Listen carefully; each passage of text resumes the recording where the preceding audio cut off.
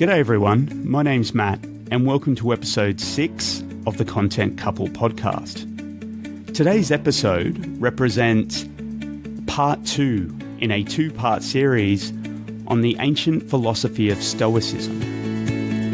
So if you'd like a bit of context for today's episode and you want to hear part 1 in the series where Ashy and I talk about Stoicism and some of the principles and how we apply them to our life, then I suggest you go over to episode 5 of the Content Couple, which has a long name, and it's How to Practice Stoicism, What is Stoicism, and is the philosophy of Stoicism applicable in the modern world? So if you want to hear Ashy and my thoughts on Stoicism, which I assure you are much easier to digest than that title, I recommend you go and check out part 1. And finally, before we launch into today's podcast, to set the tone, I thought I would leave you with a quote from the Stoic Seneca. We are more often frightened than hurt, and we suffer more in imagination than in reality.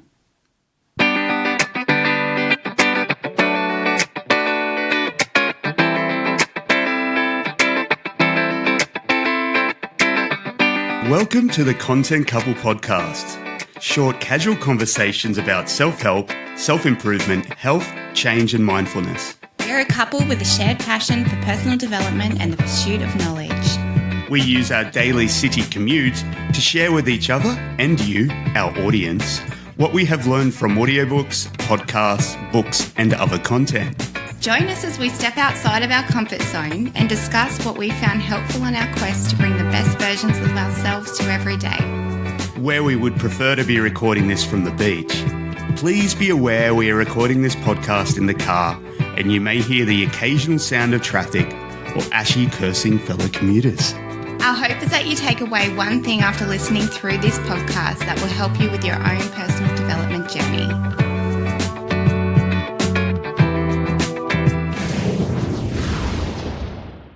A question I did want to get to, and you've kind of led us there and with that awesome example, that awesome practical tool, really.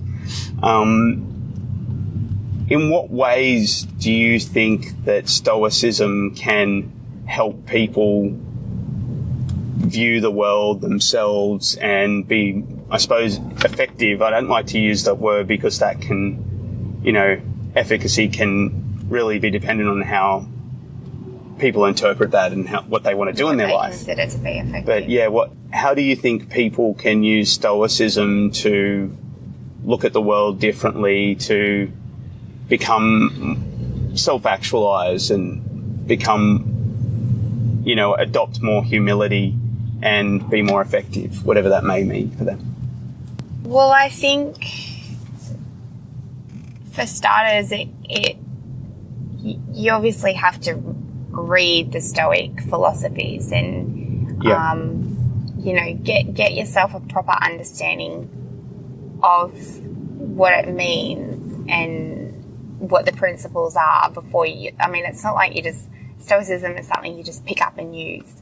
Exactly. To change something. You really need to go, okay, have a curiosity of it and start reading, start researching. And I think that naturally it starts to happen for you.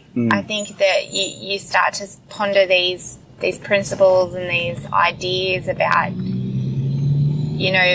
how you respond to the world and how you respond to others. And I think that something happens in your brain and you just from purely having a curiosity and researching and reading it starts to happen for you.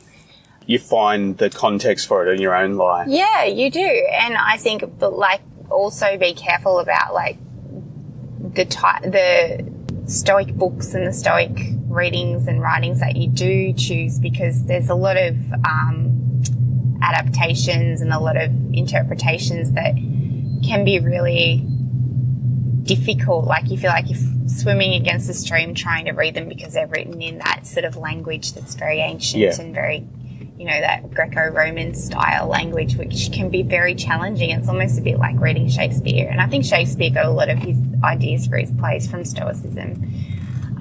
Definitely Seneca's early plays.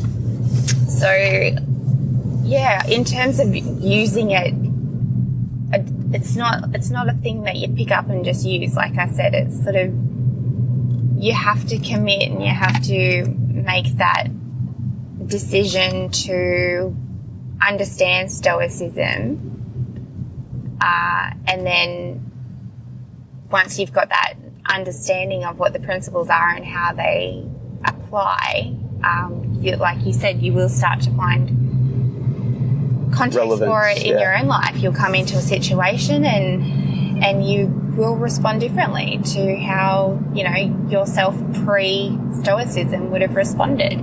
Yeah. Because you just have a greater understanding of yourself and a greater awareness of the way you have been in the past, which hasn't necessarily worked for you, and the way that you might want to be moving forward. And once you give your unconscious those goals or those ideas or those plans for the future, by immersing yourself in Stoicism, you'll find that you start to live it. Yeah. I don't know. What do you think? How would you say someone can use Stoicism? Well, it's like where we say it's more of philosophy and if you like, a lifestyle, like you said earlier at the beginning of the podcast, is true. That's the thing. We need to adopt our own strategies based on Stoicism, and that's an internal understanding. Yes. It's kind of like, it's weird. It's kind of like neurolinguistic programming in a way, and it's an attitude towards how you view and interact with the world. Yes.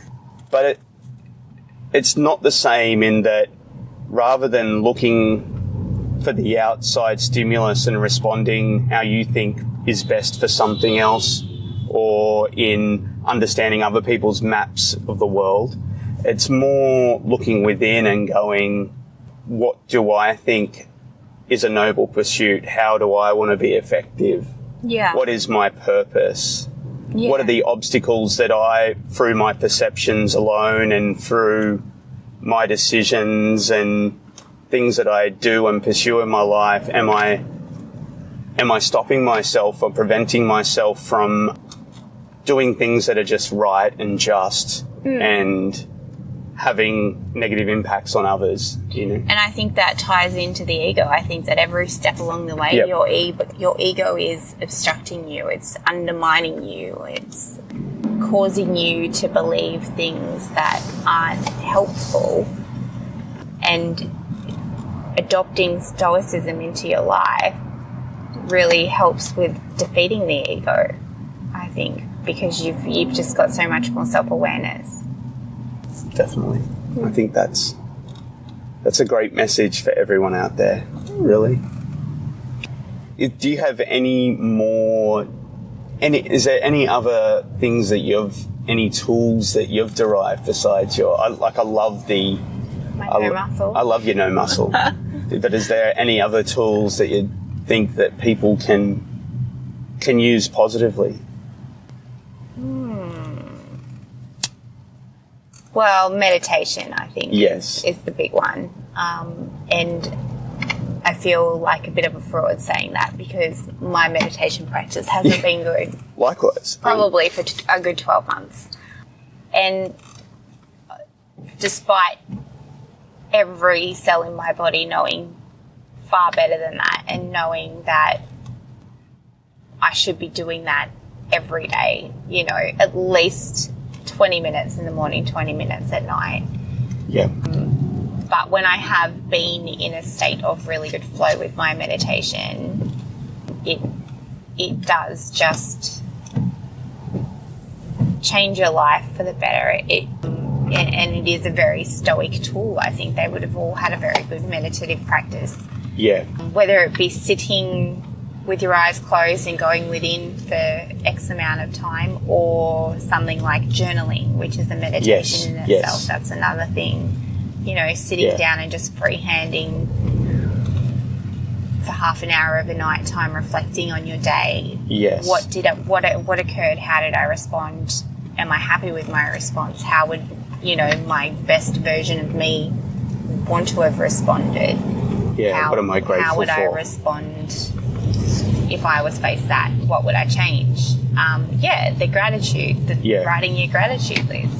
It's like that Bruce Lipton thing, and looking at a situation and knowing that you're upset about it and things are bad, but looking for just that one seed that you could be grateful for, or that one contrary notion that you could be even translate into gratitude, and doing that.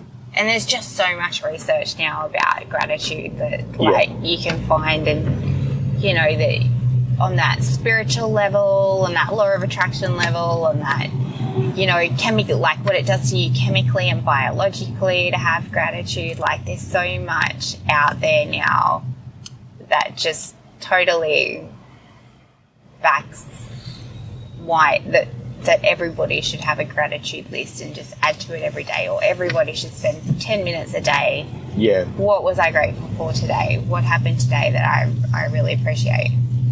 Because it does just change you on so many levels. It does. Like, I think about those things. Like, I think meditation is the number one, where Marcus Aurelius has got a book called Meditations, but I think the practice of meditation in terms of slowing yourself down and being able to respond to the world with calm is, if you like, the price of entry to self-reflection. Like, absolutely. I know this personally and I don't think it's a far stretch to make this claim, is that if we don't have those moments where we find calm or are able to go inward and breathe, then you're never going to be at an optimal level, if there is such a thing, or even an adequate level to respond to what this world throws at you.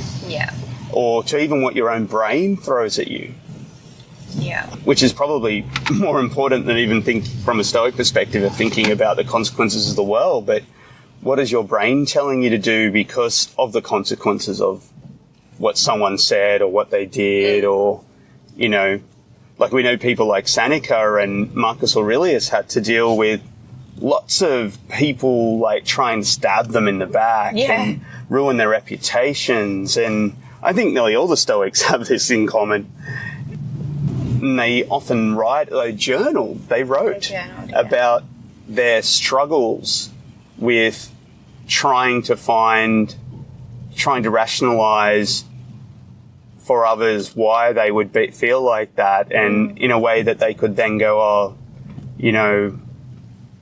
I've brought this upon myself, or not in a negative way, but just in a way via detaching themselves from that thought and saying, okay, that could be valid, but I can choose to respond to it. Also tried to understand their enemy as well.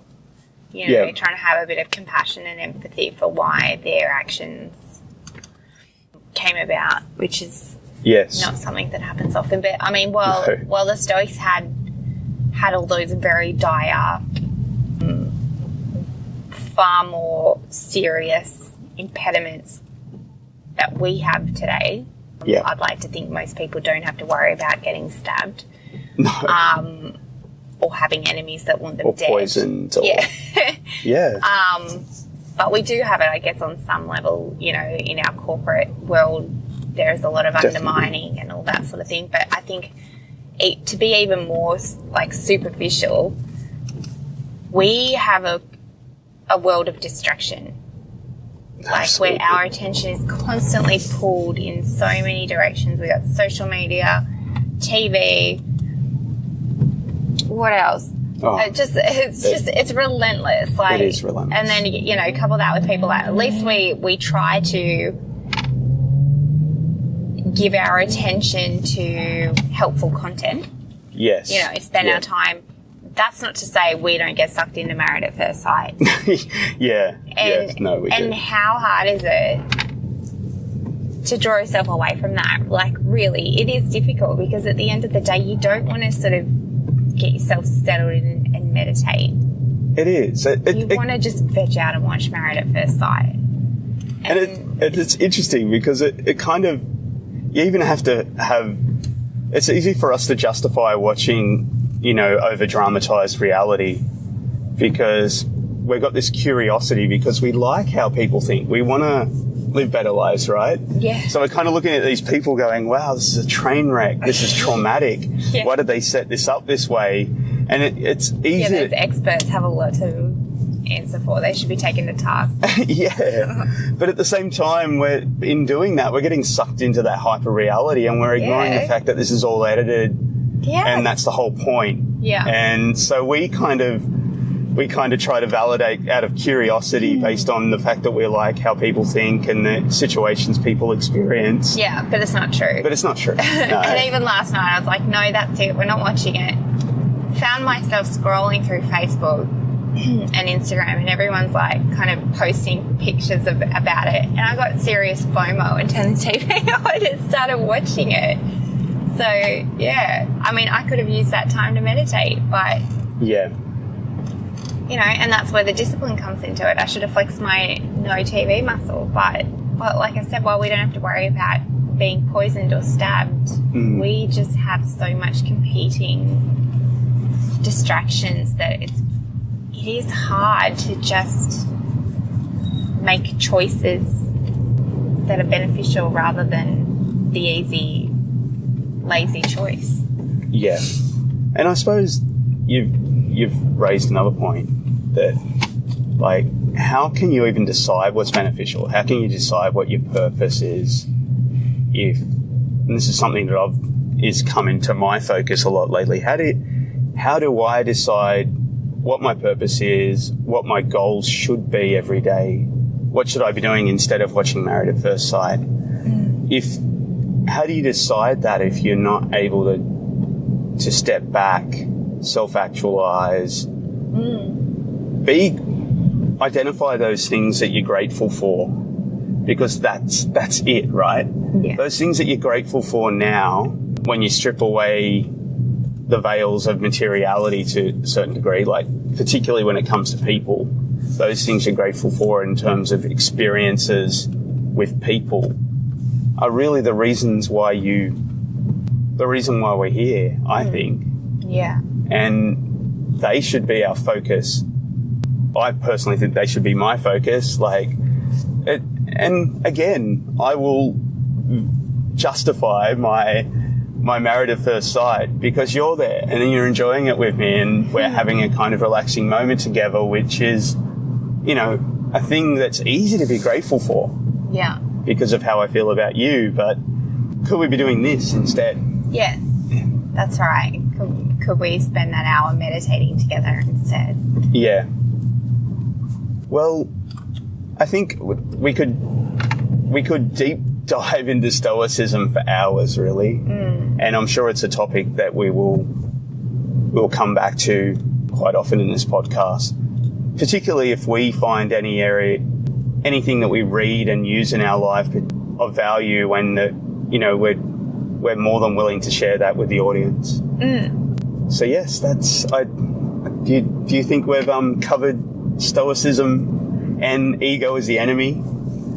Oh, surface level. Yeah. Like you said, you could dig so much deeper, and I'm sure we'll come back to it. I'm sure as I get more into ego as the enemy this time around, I'll have more epiphanies and more things come up for me, and look forward to continuing the conversation. Yeah. No, that sounds good. We will do that. Okay, everybody. Ash and I both thank you for listening. We're grateful. We're grateful to have an audience where we really do this podcast as our own therapy, our own moment of discussion and reflection as a couple. We're ultimately not doing it for us. We're doing it because we somehow want to contribute in our own little way to the world. Yeah. And we hope we've done that today. So we appreciate you. We thank you for listening. And this has been The Content Couple. I'm Matt. And I'm Ash. And we'll see you another day. Bye.